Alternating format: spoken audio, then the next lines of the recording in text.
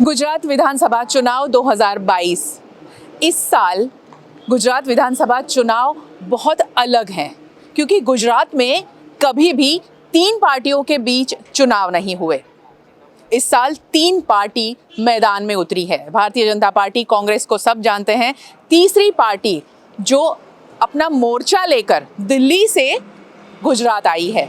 दिल्ली में सरकार बनाने के बाद आम आदमी पार्टी पंजाब में सफल रही और अब एड़ी चोटी का जोर लगा रही है गुजरात में सत्ता हासिल करने के लिए। जिस तरह आम आदमी पार्टी नई पार्टी है, डभोई विधानसभा के लिए जहां पर ऑफिस की है वो भी एक नया कंस्ट्रक्शन होता हुआ बिल्डिंग है। ये पार्टी कुछ नए वादे कर रही है और गुजरात की प्रजा को लुभाने की कोशिश कर रही है। यहाँ डभोई विधानसभा से जो आम आदमी पार्टी के कैंडिडेट हैं, उम्मीदवार हैं, अजीत भाई ठाकुर, उनसे हम बात करेंगे कि किस मुद्दों पर वो चुनाव लड़ रहे हैं।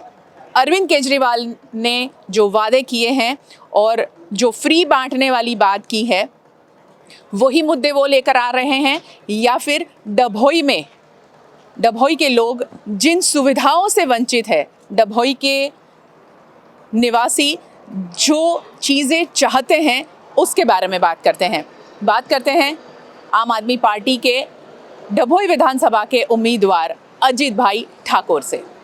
आम आदमी पार्टी जब रोड पर निकलती है तो उनके लिए कठिन बहुत है कि कैसे लोग उनका स्वीकार करेंगे। अजीत भाई, डभोई जहां पर हमेशा भारतीय जनता पार्टी या कांग्रेस हमेशा ऐसा रहा है और इस बार आप तीसरी पार्टी लेकर आए हैं, खुद भी तालुका प्रमुख रह चुके हैं, तो क्या उम्मीद है आपको, आप जब इस बार चुनाव में खड़े रहे हैं? मैं 22 साल तो मैंने राजकारण छोड़ दिए हुआ है जी। लेकिन मुझे वर्षों से 22 साल का था तब से मुझे इंटरेस्ट था। मैं सरपंच भी कई गांवों में रहा हूँ, तालुका पंचायत का प्रमुख भी रहा हूँ बड़ौदा, और 1985 में बीजेपी से विधानसभा भी लड़ा हूँ।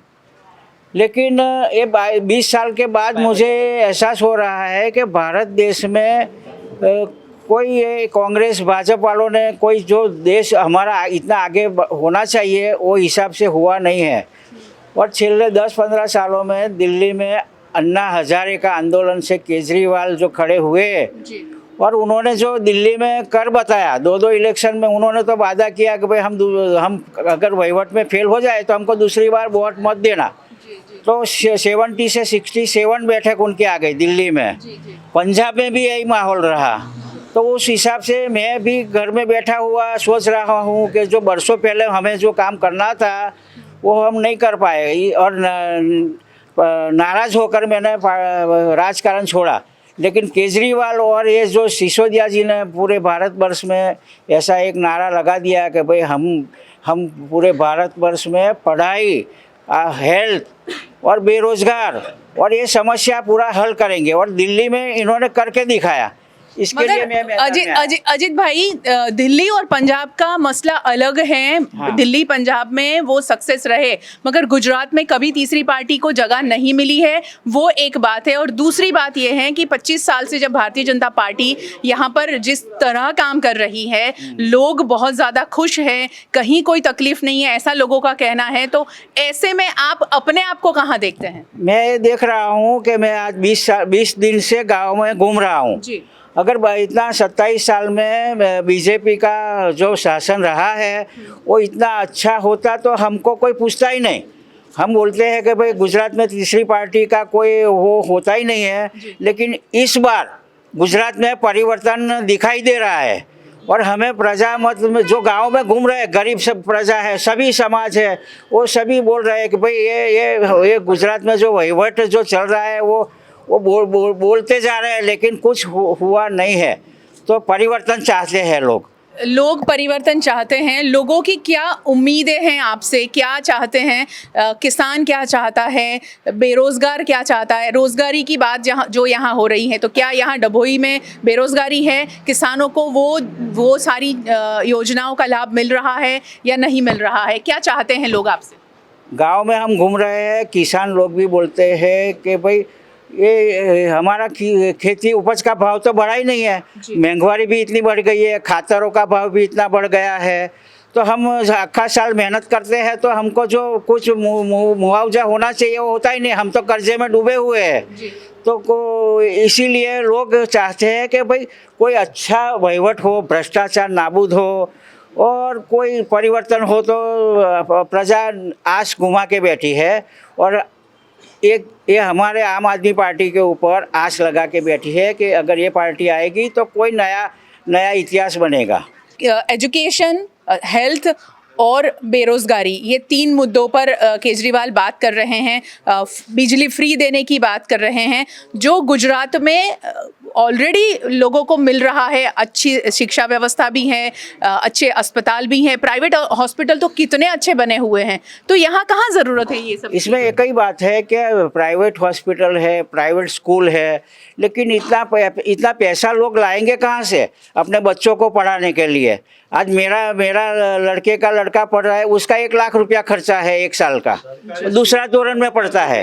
तो हिसाब से ये बोलते हैं कि भाई गुजरात में हमने शिक्षा का अच्छा है, कहाँ स्कूलों का भी इतना वो नहीं है, लेट्रिन बाथरूम नहीं है, पीने का पानी का वो नहीं है, साफ सफाई नहीं है।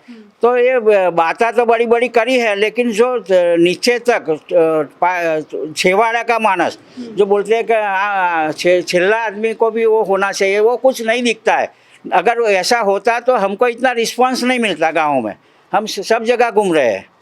हमने जो गांव में लोगों से बात की, लोगों का ऐसा कहना है कि यहाँ पर खेडूतों को पानी नहीं मिलता है खेती के लिए, इसीलिए वहाँ उनको किसानी में तकलीफ होती है। पाक जो है वो कभी कभी जल भी जाता है। ये बात सच है? आपके सामने ये सब बातें आई क्या? मैं भी किसान हूँ और टाइम से वो जो होना चाहिए पानी का लेवल जो भी है, अगर मार्च महीना में तो ये नर्मदा योजना का पानी आता है तो नहर बंद हो जाती है, तो उस टाइम पे भी तकलीफ पड़ जाती है। और जो बिजली की आप बात कर रहे थे, तो बिजली का बिल अगर जो आता है तो आंखें घूम जाती है। और अभी तो 3 रुपया बढ़ गया है, 6-7 रुपया होता था, अभी 9-10 रुपया हो गया। तो अब ये बिल जब बिल हाथ में आता है तो हम भी परेशान हो जाते हैं। तो ये समस्या सब है और केजरीवाल ने जो विश्वास दिलाया है उसी आधार के ऊपर ही गुजरात में परिवर्तन आने वाला है।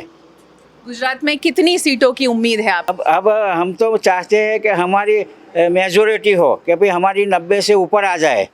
और प्रजा चाहती है तो ये जो ग्राउंड लेवल पे दिखता है कि अंडर करंट वो चल रहा है, तो लोगों को है कि भाई अब ये बदलाव आने वाला है और सरकार भी बनेगी। और सरकार जो बनी तो जो वादा किया गया है, बिजली का बिल है, हेल्थ है, आज समझो कि दवाखाना में खर्चा जो आ गया तो 5 लाख 10 लाख रुपया लोग कहाँ से लाएंगे? हम मानते हैं कि ये समय हमारे साथ प्रजा का इतना पूरा विश्वास है कि केजरीवाल का सरकार बनेगा गुजरात में। बहुत बहुत शुक्रिया हमसे बात करने के लिए।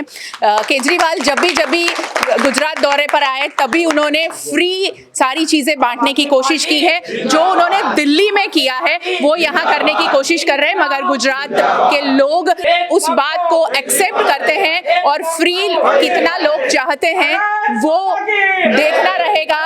8 दिसंबर को जब रिजल्ट्स होंगे तब ये नारे आम आदमी पार्टी के लिए होंगे या फिर किसी और पार्टी में ये नारे लगेंगे, वो 8 दिसंबर को तय होगा।